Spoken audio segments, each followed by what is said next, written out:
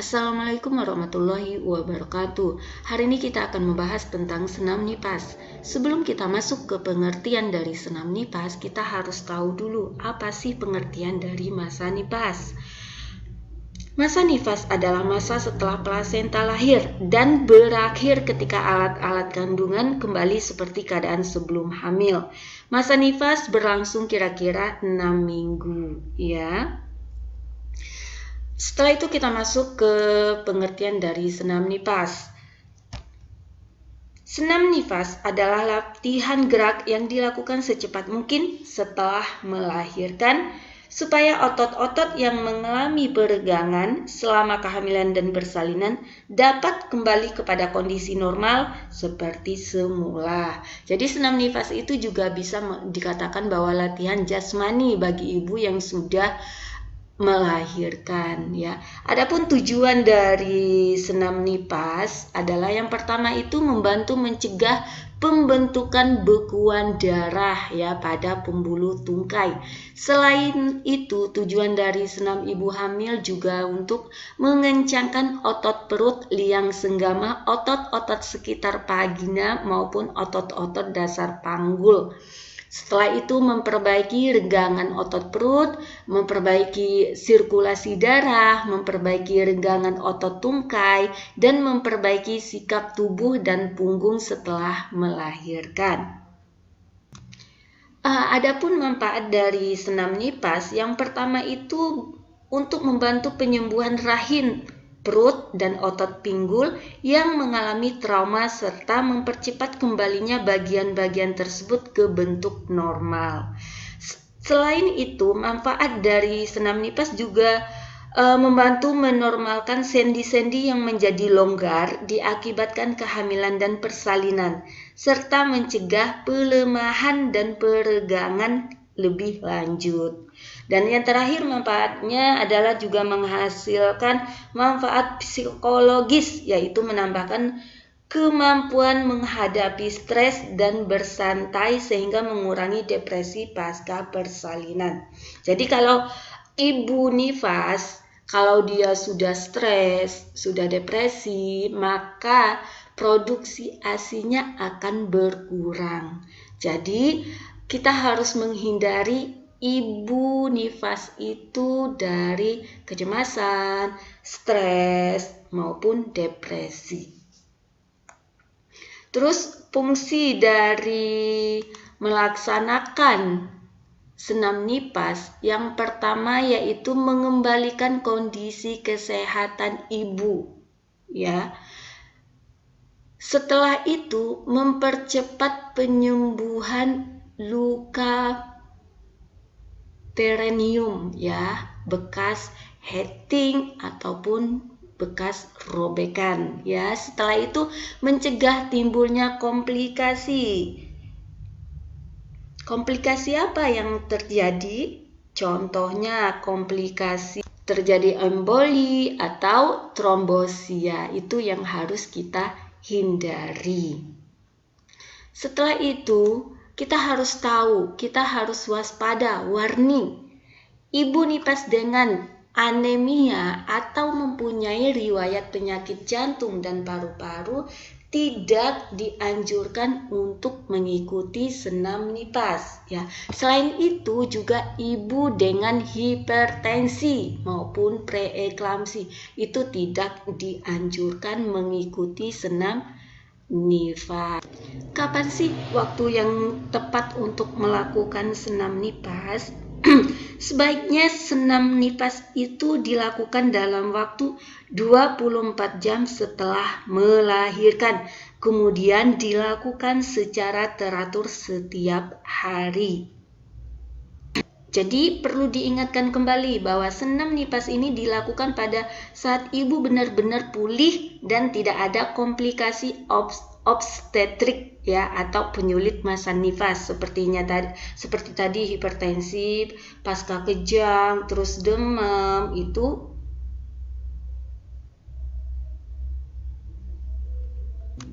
senam nifas bisa dilakukan pada pagi atau sore hari, ya. Jadi gerakannya untuk senam nifas ini bisa dilakukan dari gerakan yang paling sederhana sampai gerakan yang sulit. Jadi yang senyaman ibu tersebut ya.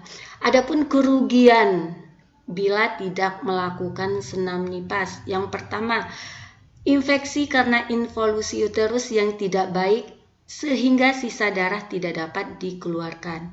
Yang kedua, perdarahan yang abnormal ya. Jadi ketika kita melakukan senam nifas, maka kontraksi uterus ibu itu akan baik sehingga meminimkan resiko terjadinya perdarahan. Ya, jadi kita anjurkan ibu untuk melakukan senam nifas agar kontraksi uterus ibu itu bisa baik gitu. Kita tahu bahwa saat ini dari dulu bahwa angka kematian ibu itu disebabkan oleh perdarahan ya. Jadi kontraksi uterus yang tidak baik ini juga menyebabkan resiko perdarahan. Jangan sampai ibu itu perdarahan. Jadi kita anjurkan untuk mengikuti senam ibu nifas. Setelah itu trombosis pena ya, di mana terjadinya sumbatan pena oleh bekuan darah. Setelah itu timbulnya varises. Sebelum melakukan senam nifas, kita harus mempersiapkan alat dan bahan. Apa saja alat dan bahan yang kita gunakan? Yang pertama, baju dan celana olahraga ya, yang senyaman pasien, jangan terlalu ketat. Kalau terlalu ketat itu susah untuk bernapas. Jadi agak longgar dan nyaman. Setelah itu matras ya, kalau tidak ada matras juga tidak apa-apa. Setelah itu ruangan yang nyaman ya, terutama yang udaranya yang banyak ventilasi ya, yang udaranya bisa masuk. Setelah itu keadaan fisik ibu baik ya, tidak ada mempunyai riwayat penyakit jantung, tidak anemia, tidak hipertensi gitu. Oke, kita masuk ke langkah-langkahnya. Langkah-langkahnya yang pertama ini di mana ibu ini berbaring dengan lutut ditekuk ya. Tempatkan kedua tangan ibu di atas perut ibu di bawah area iga. Setelah itu nafas dalam dan lambat melalui hidung dan kemudian dikeluarkan melalui mulut. Kencangkan dinding abdomen untuk membantu mengosongkan paru-paru. Lakukan 5-10 kali. Adapun langkah kedua, yang pertama berbaring telentang. Kedua lengan ini ke atas, di mana kedua telapak tangan terbuka. Setelah itu kendurkan lengan kiri sedikit dan regangkan lengan kanan ya. Pada waktu yang bersamaan rilekskan kaki kiri dan regangkan kaki kanan ya. Setelah itu sehingga kaki kanan ini ada renggangan penuh pada seluruh bagian kanan tubuh, dan lakukan juga sama ya. Lakukan dalam waktu 5-10 kali hitungan. Setelah itu untuk langkah ketiga yaitu kontraksi vagina ya, dimana berbaring telentang, kedua kaki sedikit diregangkan ya, tarik dasar panggul, tahan selama 3 detik. Jadi tarik ke atas ya, diangkat sedikit bokongnya ya, tahan, tarik napas, lalu dikeluarkan. Lakukan sebanyak 5-10 kali.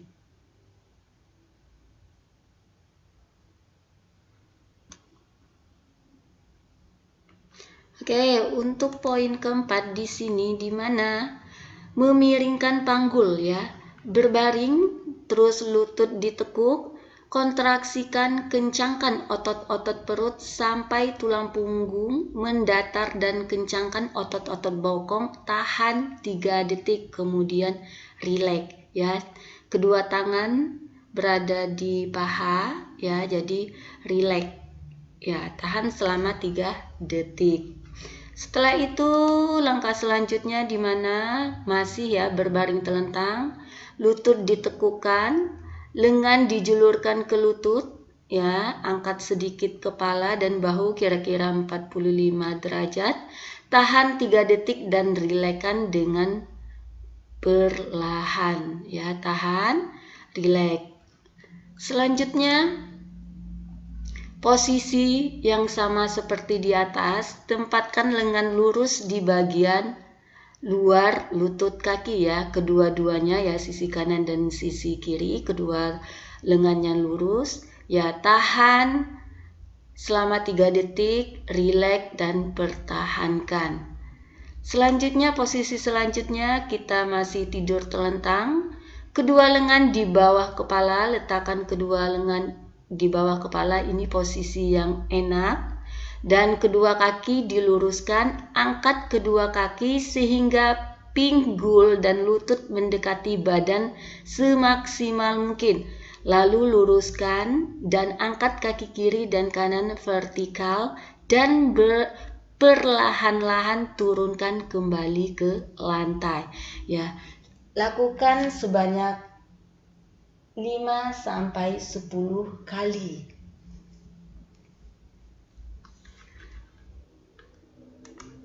Untuk langkah selanjutnya ya, ini masih tidur telentang dengan kaki terangkat ke atas dengan jalan meletakkan kursi di ujung kasur ya, badan agak melengkung dengan letak pada kaki bawah lebih atas. Lakukan gerakan pada jari-jari kaki seperti mencakar dan meregangkan, lalu lakukan ini selama setengah menit ya.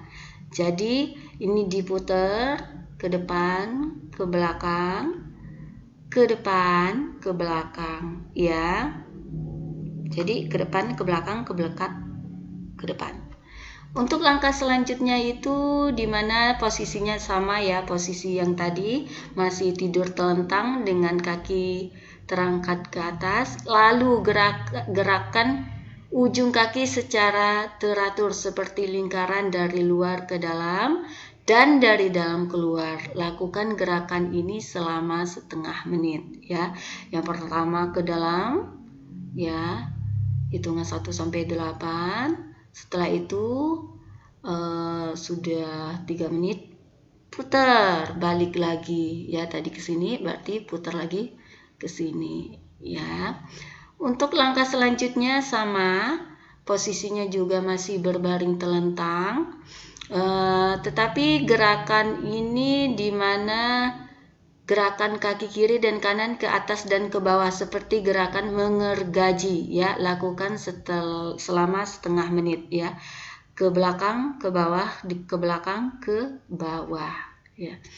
Untuk gerakan selanjutnya di sini di mana masih tidur telentang, kedua tangan bebas bergerak. Lakukan gerakan di mana lutut mendekati badan ya. Jika tidak kuat, tidak perlu melakukan gerakan yang terlalu sulit ya. Terus jika kuat, lakukan bergantian kaki kiri dan kanan, sedangkan tangan memegang ujung kaki, dan urutlah mulai dari ujung kaki sampai batas betis, lutut dan paha. Lakukan gerakan ini 8-10 setiap hari ya, jika mampu ataupun jika kuat.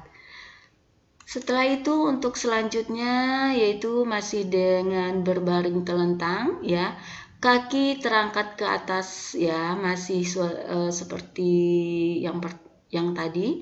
Kedua tangan di bawah kepala. Jepitlah bantal di antara kedua kaki dan tekanlah sekuat-kuatnya. Jadi di sini ditaruh bantal, jepit sekuat-kuatnya. Pada waktu bersamaan, angkatlah pantat dari kasur dengan melengkungkan badan. Lakukan sebanyak 4-6 kali selama setengah menit. Ya, untuk posisi yang terakhir di sini masih posisi telentang, kaki terangkat ke atas, kedua lengan di samping badan, kaki kanan disilangkan dan atas kaki kiri dan tekan yang kuat. Ya, ini silang. Boleh kaki kiri bergantian kaki kiri dan kaki